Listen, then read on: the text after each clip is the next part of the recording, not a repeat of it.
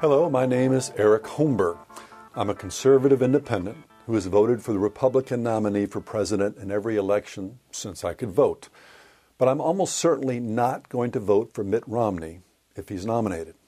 In this video, I want to explain why. First, some context. I'm a Christian, the head of an apologetics ministry, and someone who takes the Great Commission, the charge to disciple nations with the Word of God, very seriously. That means, among other things, that I pay close attention to the political process, vote, and have at times worked for specific issues and candidates. I also believe in incrementalism, that change often comes in small steps, as well as the need to, in many cases, vote for the lesser of two evils. I'm not someone, in other words, who demands the whole enchilada right up front. So, for example, when I lived in Florida during the 2000 Bush-Gore presidential election, when literally every vote in Florida really mattered, I resisted the purest temptation and the cajoling of a number of Christian friends to cast my vote for the far better third-party candidate, Howard Phillips, whose worldview is closely aligned with mine, but who had no chance of winning. Instead, I held my nose and voted for George W. That's right. I'm the infamous voter zero that gave America 8 years of Karl Rove tinkering under the hood with America's engine. Sorry about that, though I remain convinced that Gore would have been an even bigger disaster.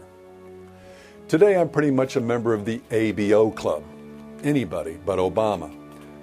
But I suddenly find myself in a strange predicament.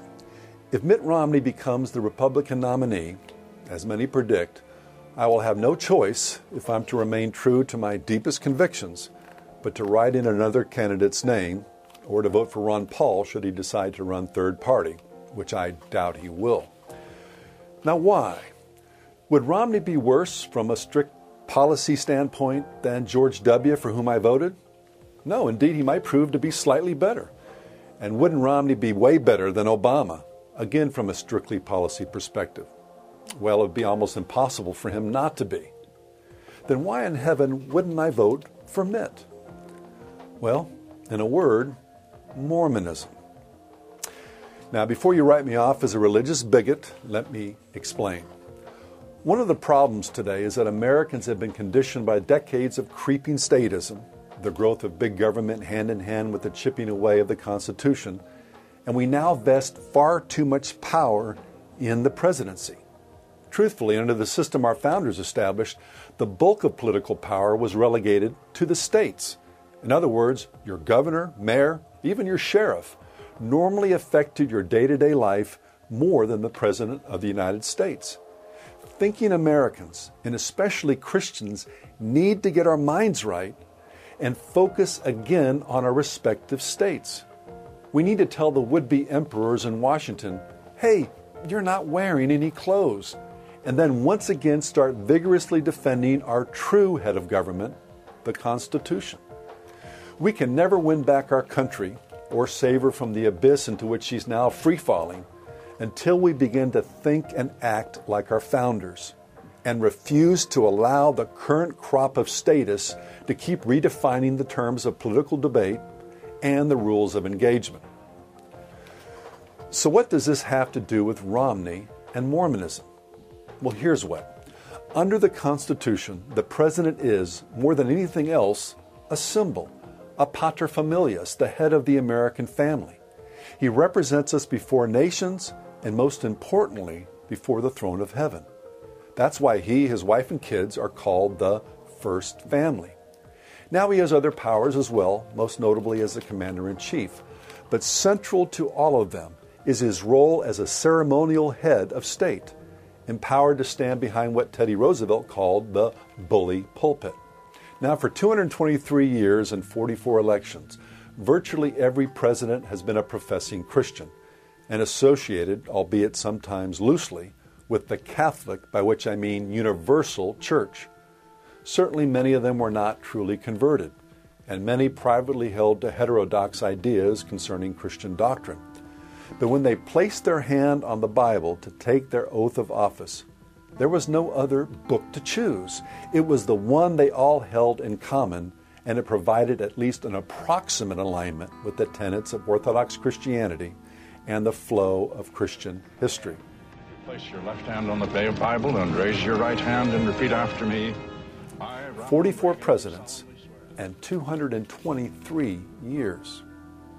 With all due respect to Governor Romney, who apparently is a good man, a faithful husband and father, and a very capable businessman, his presidency would be a sharp departure from this tradition. For the first time, America would be placing before our nation, the world, and the throne of God a member of a group that the church historically has classified as a cult, one that completely denies and in fact opposes several of the most important articles of Christian orthodoxy. There's no other way to say it, as politically incorrect it may sound, or as bigoted as it will be perceived by the majority of Americans, most of whom have succumbed to the false comforts of relativism, universalism, and religious syncretism. Mormonism is not only not a brand of Christianity, it is inherently and fundamentally an anti-Christian religion. Yet Governor Romney has repeatedly said that it's a very important aspect of his life. So what's the big deal if he's a member of a non-traditional so-called cult?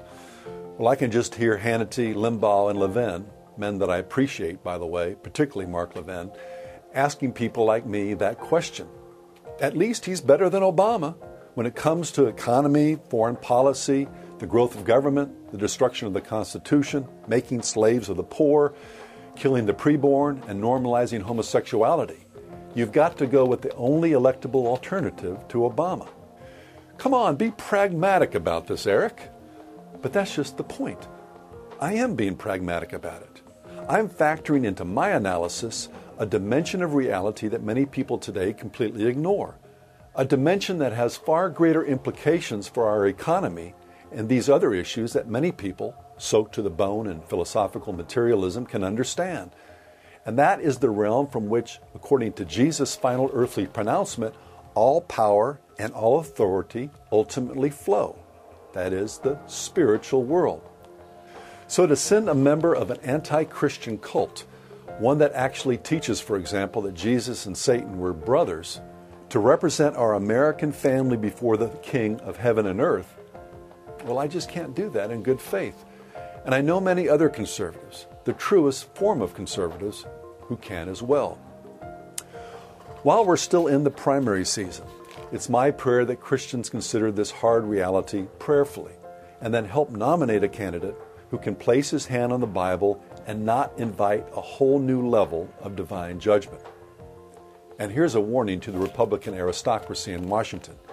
If you continue to push to pimp Mitt Romney as your hand-picked nominee and actually succeed in getting him on the ballot, this is one Christian videographer and publicist who's worked with you in the past who will be casting his vote elsewhere. By the way, if you're confused about Mormonism and you view it, as so many today do, as just another denomination within Christianity, there are several excellent DVDs available that can better inform you on the subject. Just click on the links in the information box below to order. As for comments and even hate mail, bring it on. I'll still sleep well tonight.